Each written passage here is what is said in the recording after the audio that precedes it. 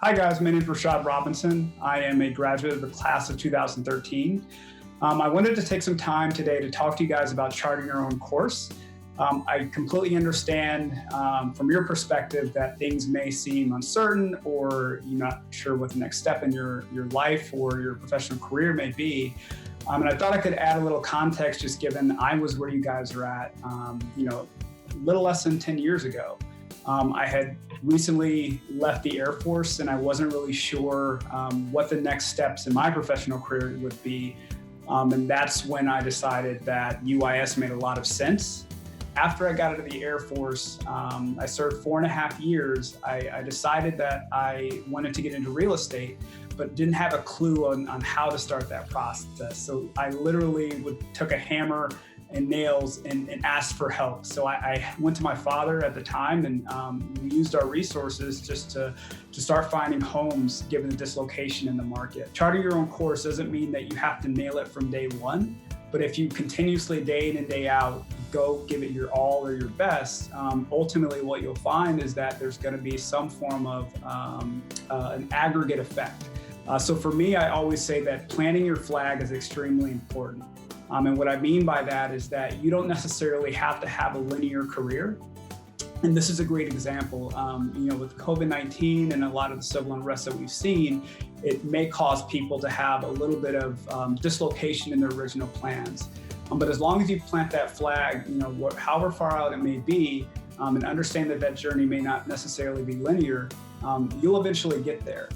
So for me, what that flag was I always wanted to have impact, whether that was in the Air Force or the community or in the next step in my journey. I always wanted to ensure that I was creating impact wherever I went. And a better way to put that is to always leave things better than you found them. Anytime you find yourself in a situation where you're not exactly sure where you're going, look at the skills that you've gained over a lifetime, over your professional or educational career, and ask yourself, what are these skills that I have and how are they transferable into the next step? Look at the things that make you different and use those to your advantage. I guarantee you that wherever you end up working or whatever you end up doing, people are bringing you on not only for the skills that you have that align you with that organization, but also one of the reasons they bring you in is for the things that make you different, the things that may provide that perspective that originally they may or may not have had. So it's really important that you trust the work that you're putting in, but you come across extremely humble. Just because, in my opinion, people will want to work with you if you're genuine. For me, failure has been kind of the super string, right? So I think most people are averse to failure. Like that's the last thing you want in your career or just in general. But what I've found are two particular things that can help you get ahead, which is, failing often and not being afraid of failure are, extremely important, but also anytime there's dislocation in your career or the market, that leads to opportunity. As long as you learn from your mistakes, that's the most important thing.